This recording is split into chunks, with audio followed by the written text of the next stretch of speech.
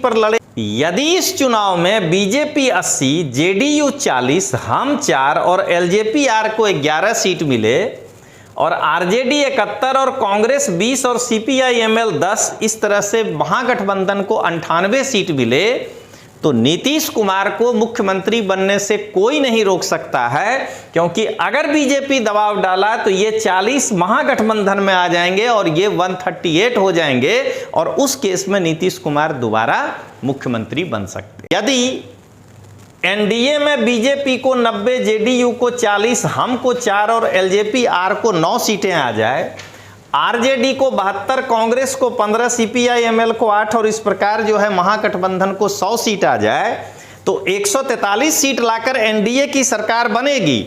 लेकिन अगर इसमें बीजेपी नीतीश कुमार को मुख्यमंत्री नहीं बनाया तो नीतीश कुमार फिर महागठबंधन में आकर के इसको 140 कर देंगे अपने 40 सीट के बाद, और नीतीश कुमार हर हाल में फिर मुख्यमंत्री ही बनेंगे। बिहार में यदि भारतीय जनता पार्टी 100 से अधिक सीटें ले आए और एलजेपी-आर को 15 के आसपास सीट मिले और हम पार्टी को भी 4 से 5 सीट मिले और उसके सामने आरजेडी का जो है स्ट्राइक रेट घट करके 60 आ जाए, तभी जाकर के बिहार में बीजेपी का मुख्यमंत्री बन सकता है और नीतीश कुमार जी के मुख्यमंत्री बनने की संभावना नहीं रहेगी। बाकी कोई ऐसा संभावना नहीं है जिसमें हमें नहीं लगता है कि नीतीश कुमार मुख्यमंत्री नहीं बनेंगे। नमस्कार दोस्तों, लोकतांत्रिक आवाज़ में आपका स्वागत है। मैं रजनीश सिंह तोमर, राष्ट्रीय संयोजक लोकतांत्रिक आवाज़ में भारत की जनता को हाथ जोड़कर नमस्कार करता हूँ। दोस्तों, पिछले कई दिनों से बिहार की राजनीति में एक चर्चा चल रहा है कि क्या नीतीश कुमार अगले मुख्यमंत्री होंगे या चुनाव के बाद यदि उनकी सीटें कम हो जाए तो जैसे महाराष्ट्र में एकनाथ शिंदे के साथ हुआ वही नीतीश कुमार जी के साथ भी हो सकता है। तो आज का हमारा वीडियो यही है कि नीतीश के अगले मुख्यमंत्री बनने की कितनी संभावना, सभी संभावनाओं पर आज मैं एक साथ विश्लेषण करूंगा। सबसे पहले हम लोग एक सी वोटर के उस क्या कहते हैं सर्वे का हवाला देते हुए आगे बढ़ेंगे, क्योंकि ये सर्वे और ज़्यादा नीतीश कुमार जी के विरोध में चला गया या विपक्ष में कि क्या वो बन सकते हैं। तो बिहार में सीएम की पहली पसंद सी वोटर सर्वे, तेजस्वी यादव 41%, नीतीश कुमार 18%, प्रशांत किशोर 15%, सम्राट चौधरी 8% और चिराग पासवान 4%।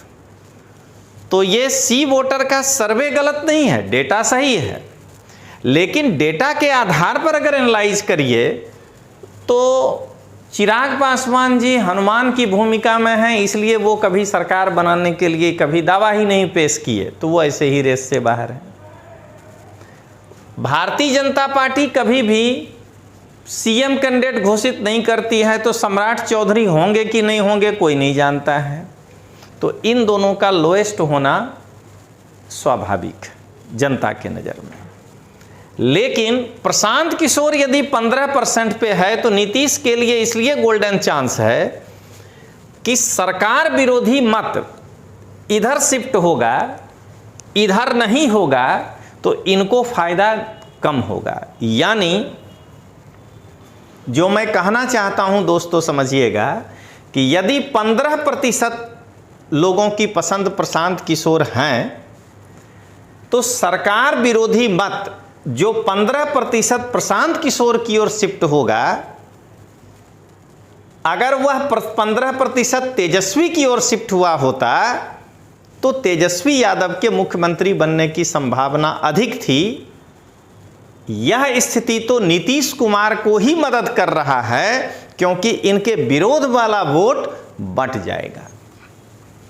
चलिए अब हम लोग देखें संभावना 1। तो संभावना के पहले हम लोग एक बार ये देख लें कि बिहार विधानसभा में 2020 में क्या हुआ था।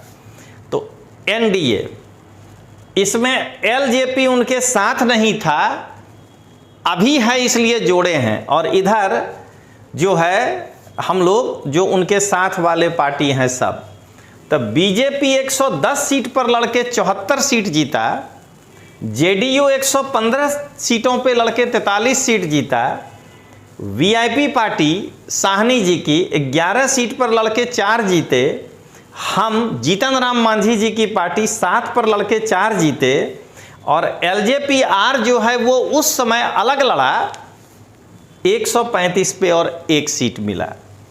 तो हम यहाँ एलजेपीआर को अलग कर दिए, टोटल 243 सीट में से एनडीए खेमे को 126 सीट, क्योंकि आज ये इनके साथ आ गए। आरजेडी 144 सीट पर लड़के 75 सीट लाया, कांग्रेस 70 में 17, सीपीआई-एमएल 19 में 11, सीपीआई 6 में 2, सीपीएम 4 में 2, और कुल 107 सीट इनके पास है। अब यदि देखा जाए तो मेरा जो अनुमान है कि फाइट बीजेपी वर्सेस आरजेडी है। बीजेपी 110 में 74 जीता है, तो आरजेडी भी 144 में 75 जीता है। पिछले चुनाव में जेडीयू काफी लूज किया 115 में 43, तो कांग्रेस भी बहुत लूज किया 70 में 17। तो हमें हर संभावनाओं को देखना है, और अब हम लोग इस पर देखने जा रहे हैं कि क्या नीतीश जी मुख्यमंत्री बन पाएंगे या नहीं। तो आइए जरा देखें। अब संभावना 1, अभी जो सीन है वो ये रहा। संभावना 1 समझिएगा दोस्तों, एनडीए मान लीजिए इस बार 110 सीटों पे चुनाव लड़े, नीतीश जी को थोड़ा समझा दे, और 80 सीट जीते। जेडीयू 106 पर लड़े और 4 सीटों पर जीते। हम 7 सीटों पर लड़े और 4 पर जीते। मैं इसलिए दोनों को सीट ज़्यादा नहीं दे पा रहा हूं कि एलजेपीआर को भी इस बार 20 सीट के आसपास तो देना ही पड़ेगा, और एलजेपी लोकसभा का प्रदर्शन करते हुए 11 सीट जीते। तो एनडीए की सरकार तो बन ही रही है 135 सीट पर। महागठबंधन में आरजेडी यहां भी आगे पीछे होगा, 140 सीट पर लड़े और 71 सीट जीते। कारण 4 सीट छोड़ना भी पड़ सकता है वीआईपी पार्टी के कारण, और एलजेपी पशुपति पारस की पार्टी के कारण। कांग्रेस 60 में 20 जीते, इसको भी कुछ सीट छोड़ना पड़ेगा। सीपीआई-एमएल 19 में 10, सीपीआई 6 में 2, सीपीएम 4 में 2, वीआईपी 11 में 2, और एलजेपी 1, यानी कि महागठबंधन के सीट आने की संभावना 1 कहता है 98। अगर प्रशांत किशोर 15% ला रहे हैं तो ये भी है। तो इस केस में नीतीश कुमार ही मुख्यमंत्री होंगे। जरा दोस्तों समझिएगा, यदि इस चुनाव में बीजेपी 80, जेडीयू 40, हम 4 और एलजेपीआर को 11 सीट मिले, और आरजेडी 71 और कांग्रेस 20 और सीपीआई-एमएल 10, इस तरह से महागठबंधन को 98 सीट मिले, तो नीतीश कुमार को मुख्यमंत्री बनने से कोई नहीं रोक सकता है। क्योंकि अगर बीजेपी दबाव डाला तो ये 40 महागठबंधन में आ जाएंगे और ये 138 हो जाएंगे, और उस केस में नीतीश कुमार दोबारा मुख्यमंत्री बन सकते हैं। अब आइए दोस्तों जरा आगे। तो मुझे ऐसा लगता है कि यह स्थिति आने पर बीजेपी यही कहेगा कि हम नीतीश कुमार के नेतृत्व में चुनाव लड़े थे और हमारे अगले मुख्यमंत्री भी नीतीश कुमार ही होंगे। अब आइए दूसरा,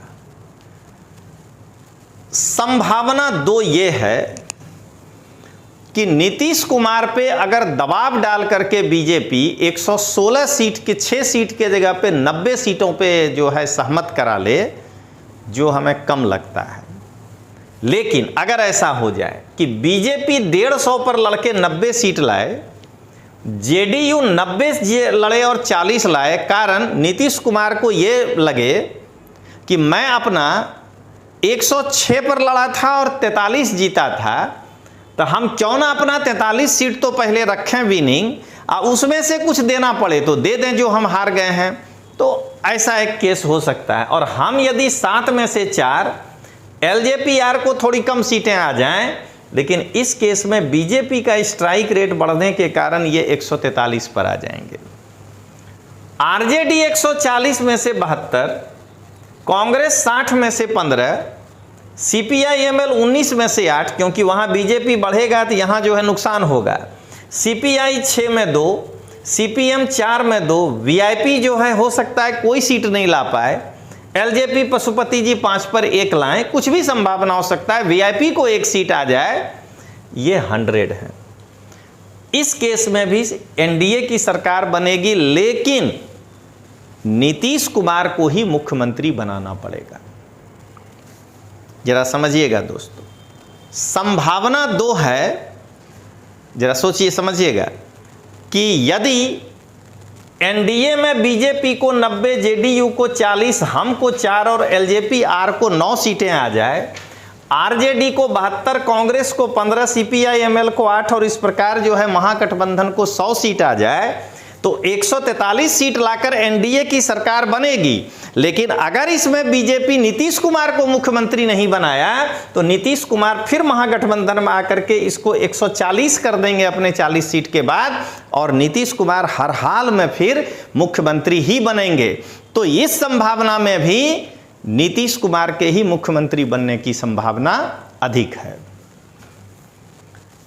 अब आइए, एक संभावना अगर ऐसा हो जाए तो नीतीश कुमार जो है हो सकता है कि नहीं बन पाए।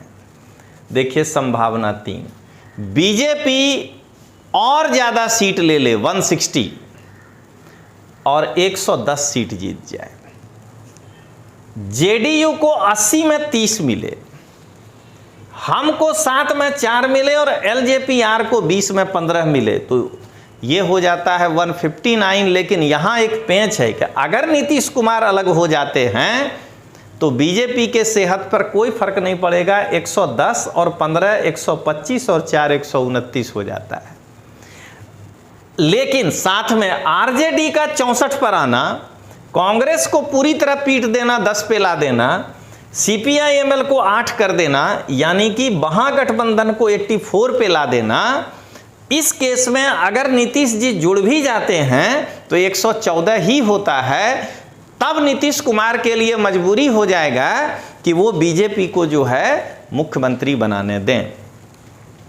तो दोस्तों, अब मैं यही कहूँगा कि बिहार में यदि भारतीय जनता पार्टी 100 से अधिक सीटें ले आए और एलजेपीआर को 15 के आसपास सीट मिले और हम पार्टी को भी 4 से 5 सीट मिले और उसके सामने आरजेडी का जो है स्ट्राइक रेट घट करके 60 आ जाए, तभी जाकर के बिहार में बीजेपी का मुख्यमंत्री बन सकता है और नीतीश कुमार जी के मुख्यमंत्री बनने की संभावना नहीं रहेगी।